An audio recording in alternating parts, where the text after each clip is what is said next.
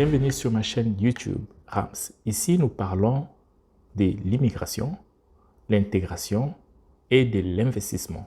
L'investissement, que cela soit en Afrique ou au Canada, mais surtout l'immigration au Canada et l'intégration, bien évidemment, au Canada dès votre arrivée. Je vous considère, vous tous, comme des futurs Canadiens, dans le sens soit venir étudier, venir travailler, acquérir de l'expérience, tout ce que vous pouvez décider, venir investir ou apprendre les façons de travailler au Canada pour aller investir en Afrique. Oui, nous avons besoin des investisseurs en Afrique. Et sur cette chaîne, je vais vous aider. On va s'aider pour pouvoir avancer. On va communiquer. Je serai là pour répondre à vos questions. Les questions, je vais les répondre pas parce que je connais toutes choses, mais parce que j'ai du vécu. Je vais partager mes expériences avec vous. Je vais partager les expériences de mes proches avec vous. Je suis moi-même issu de l'immigration. Bien évidemment, je suis issu de l'immigration. Et puis, on va pouvoir avancer ensemble. L'immigration au Canada est structurée, mais aussi elle est systématique. J'aime décrire l'immigration systématique parce que oui, il y a des programmes, il y a des choses à faire. Vous rencontrez les exigences, on vous octroie soit des visas, la résidence, peu importe les permis que vous pouvez être en train de chercher.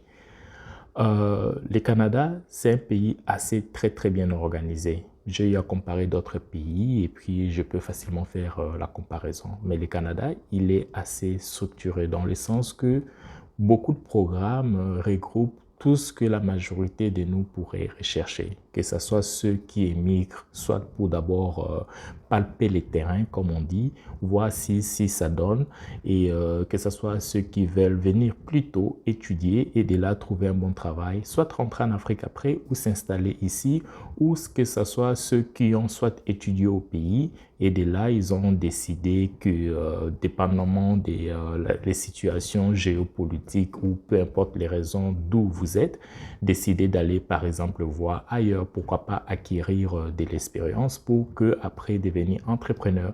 Et il y a aussi cette catégorie de personnes plus ou moins âgées, pères de famille, qui dit que j'ai eu mon temps en Afrique et j'aimerais, par exemple, donner la même opportunité, par exemple, à mes enfants, venir étudier sur place et puis de là, j'aimerais rester avec eux.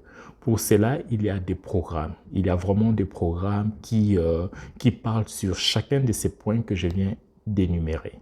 Et ici, sur ma chaîne YouTube, si vous vous abonnez, je vais toucher à chacun de ces programmes. Comme ça, vous pourrez vous-même faire les choix. Qu'est-ce qui marcherait mieux pour vous et ainsi d'éviter vos démarches d'immigration. Il est important de noter que pour le Canada, l'immigration, il faut être patient. Je dis toujours à tout le monde qu'il faut être patient. Patient parce que ça prend du temps. C'est systématique, c'est structuré, ça prend du temps. Parfois, il y a des backlogs. En termes de backlog, il y a du retard parce qu'il y a des gens qui ont appliqué, ça fait quand même longtemps et à cause de la COVID, ça ne rend pas vraiment les choses faciles. Donc, avec ça, gardez ça à l'esprit qu'il y a certaines démarches qui peuvent prendre un peu plus longtemps que les autres. Il y a, par exemple, d'autres programmes, par exemple, Entrée Express. C'est plus accéléré et ça a un objectif pour combler, par exemple, la pénurie des main-d'œuvre qui sévit au Canada.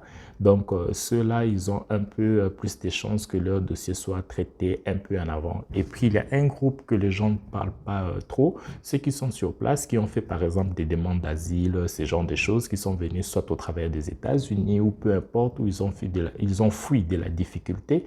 Toutes ces personnes-là sont bien accueillies au Canada. Actuellement, le Canada regroupe plus ou moins 38 millions et l'objectif du pays, c'est atteindre plus ou moins 100 millions. C'est un objectif qu'on a plus ou moins repoussé, ça fait quelques années, mais on aimerait quand même agrandir la population. Et un de ces moyens, c'est soit l'immigration économique ou toute autre forme d'immigration. Donc, si vous êtes là pour la première fois, s'il vous plaît, abonnez-vous, restez sur la chaîne. Et je dis toujours que pour les 10 premières personnes qui vont s'abonner et me contacter par Gmail que je mettrai dans la barre défilante, je vais garder ces personnes et puis je serai toujours avec vous pour pouvoir vous aider et autres en termes de promotion et toutes choses. Donc, c'est un peu ça. Alors, Si vous avez des sujets particuliers dont vous aimeriez que nous puissions parler, s'il vous plaît, commentez, dites-le moi. Je vais partager cela avec vous. J'ai une panoplie d'informations et j'aimerais être là à votre écoute. Oui, vous m'écoutez, mais j'aimerais présenter ce que vous aimez écouter. Je prendrai le temps de vous montrer la ville. Je prendrai le temps de visiter. Personnellement, j'ai beaucoup voyagé au Canada. Dans le cadre de mon travail, j'ai visité presque partout au Canada. Donc, je suis très familier avec les régions du Canada, les façons de vivre du Canada. Voilà pourquoi je parle de l'intégration. Et c'est important de s'intégrer. Pourquoi c'est vraiment important de s'intégrer? Quand vous allez dans un endroit, vous ne voulez pas garder vos façons de faire. Ça n'a pas de bon sens. Il faudrait facilement assimiler les nouvelles cultures sans pour autant être échangé en tant qu'individu. Mais si tu veux, ça reste ton choix. Mais pour cette fois-ci, on ne va pas aller à ce niveau-là, on reste ici. Car c'est un débat pour une autre fois. Merci. One more thing, je suis complètement bilingue. Pour les personnes qui aimeraient poser des questions en anglais, là, je pourrais plus ou moins aussi vous aider.